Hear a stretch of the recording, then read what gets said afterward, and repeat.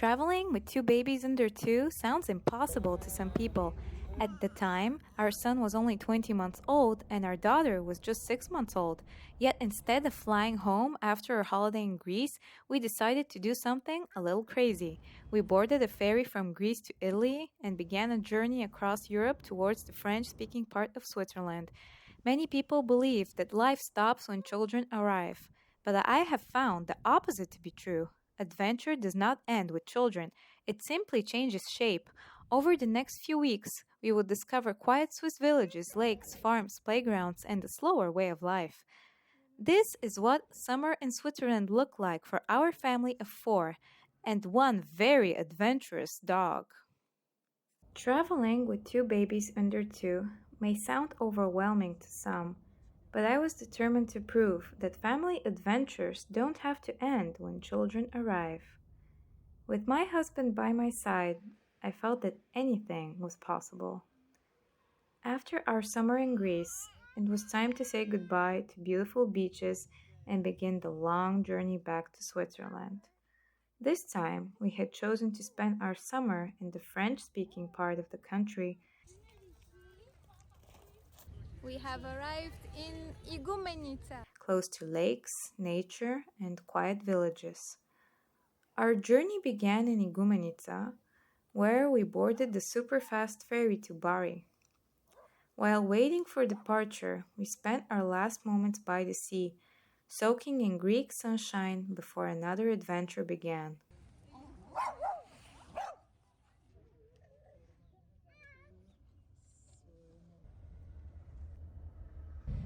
Okay, so here we are at Igoumenitsa. We're waiting to get inside the ship. I've booked in super fast. Let's see if they're okay. I also brought the dog, so we have a pet-friendly cabin, hopefully. My husband is out with my son and my daughter is here waiting with me, enjoying the scenery. And it's kind of romantic, honestly, being in a piano truck and looking at the sea. I kind of enjoy it. So let's see how we're going to feel inside the ferry.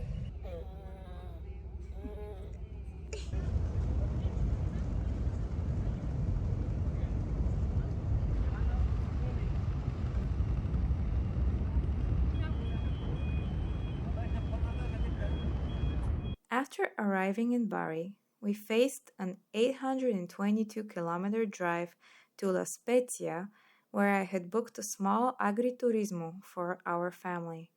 Traveling with two babies requires patience, flexibility, and many stops along the way. The ferry night had been difficult. Sleep was scarce, the children were tired, and I had barely closed my eyes.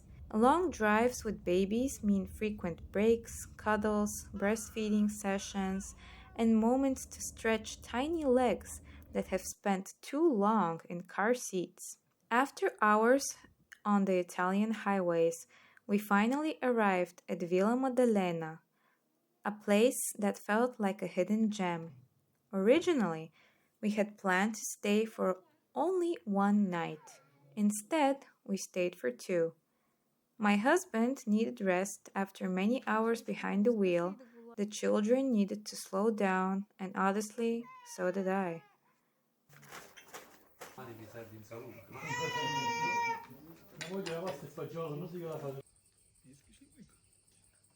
Surrounded by peaceful countryside, local food, and endless space to play, we found exactly what our family needed. For parents traveling with little children, places like these feel priceless.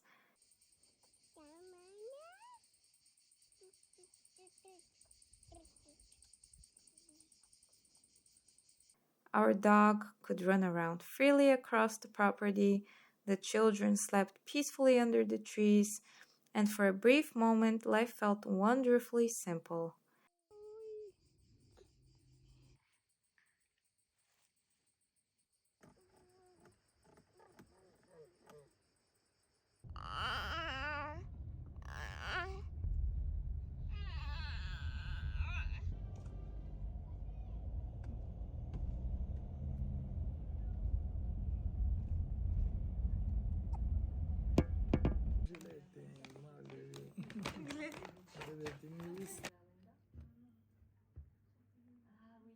Eventually, it was time to continue our journey. From La Spezia, we still had another 530 kilometers ahead of us before reaching Domdidier in the French part of Switzerland. Although the distance seemed shorter, the road felt longer than expected. Traveling with babies comes with challenges, but in some ways, babies can be easier than toddlers. They still need sleep often, and during this journey, they slept for nearly 5 hours.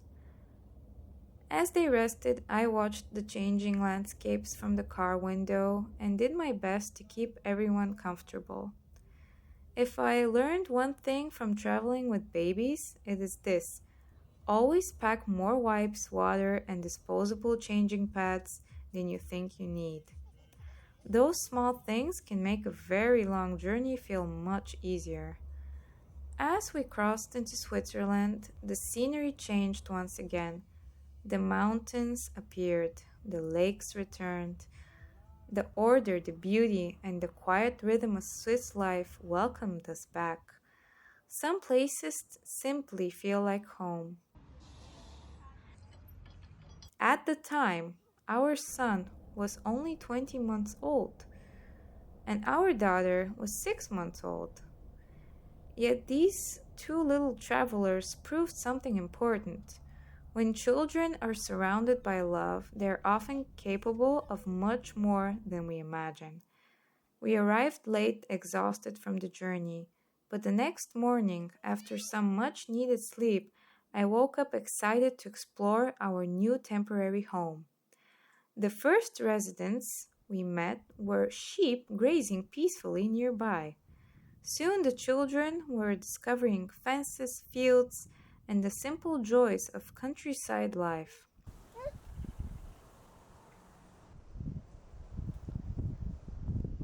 While my husband worked during the day, I stayed with the children and slowly introduced them to life in rural Switzerland. And our summer in the French part of Switzerland had only just begun.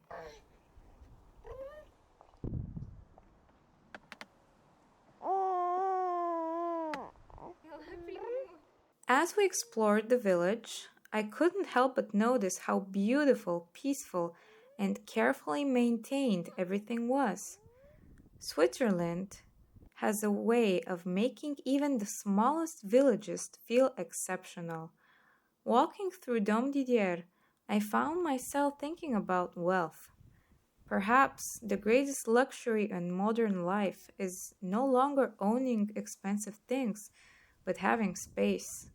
Space to breathe, space to grow food, space for children to play, a beautiful home, a garden, a lawn to mow, and a quiet place surrounded by nature.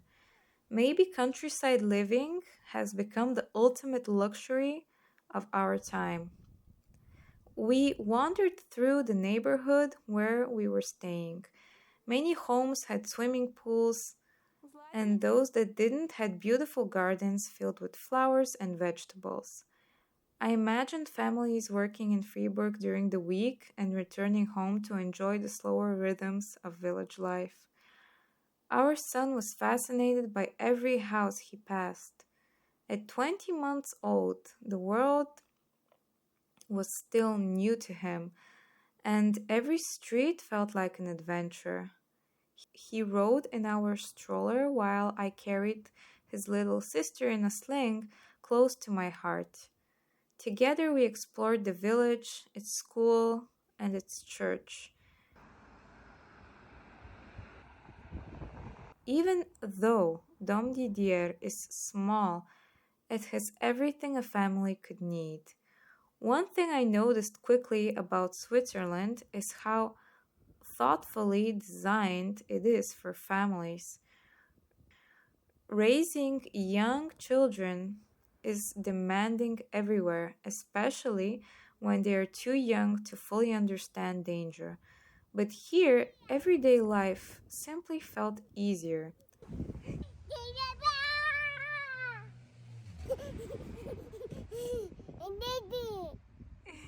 Inside the church, I was fascinated by the automatic doors opening silently as we entered.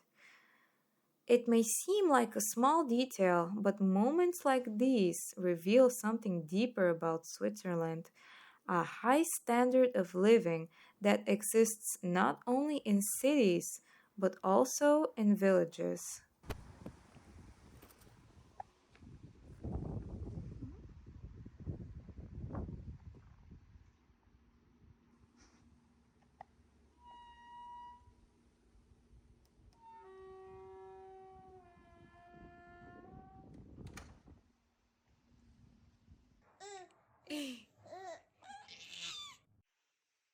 The next day, I challenged myself.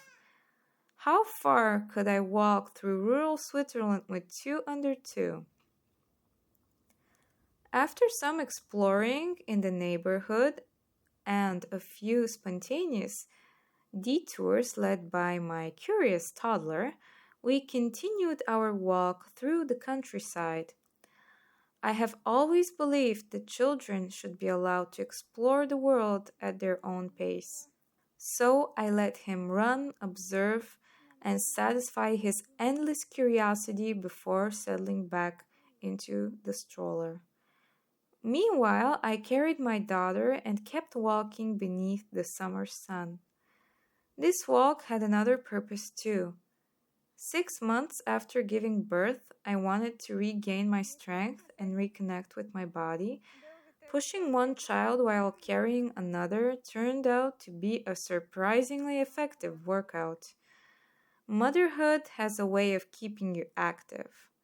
Along the way, we rested overlooking fields of wheat swaying in the wind. Soon, these fields would be harvested by the impressive Swiss farming machines we saw working nearby. Everything felt efficient, clean, and beautifully maintained. At the edge of the village, we reached open farmland where cows grazed peacefully in the distance.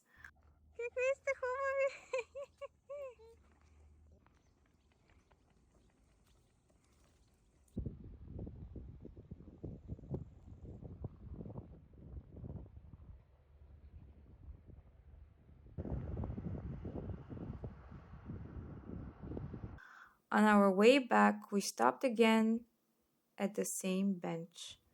The breeze moved through the trees while I sat quietly with my children, and in that moment I find myself reflecting on my identity as a woman. At this stage of life, my greatest responsibility was caring for these two little souls. Instead of resisting motherhood, I realized that perhaps the path to peace is surrendering fully to the season you're in, to be present, to notice, to slow down. Because in today's world, being fully present may be one of the rarest things of all.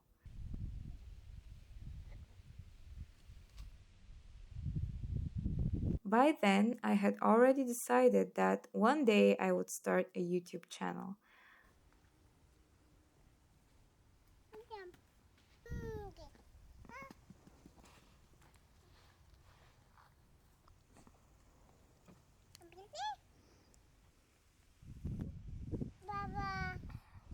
I've created this channel because I want to share with you my story and help and inspire you to have natural, unmedicated birth, how to survive postpartum, how to survive motherhood with two very young children, and how to breastfeed, how to tandem nurse, and everything you need to know.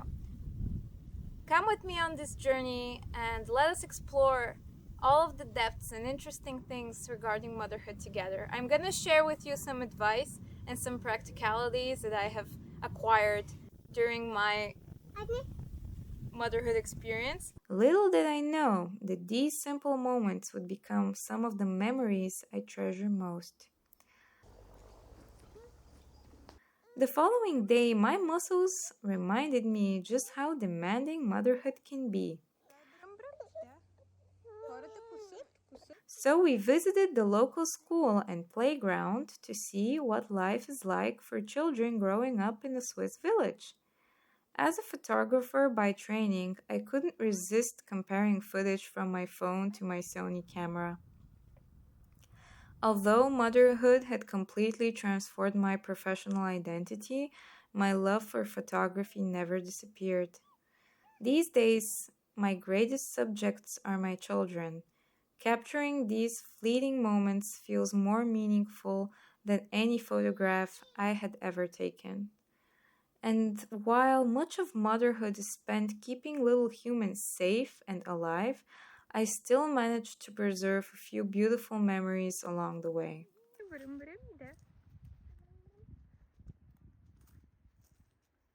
Later that week, we visited Fribourg. In my opinion, its market offers some of the best food in all of Switzerland. The cheeses are unforgettable, the old town is stunning, and of course, no visit feels complete without enjoying a fondue.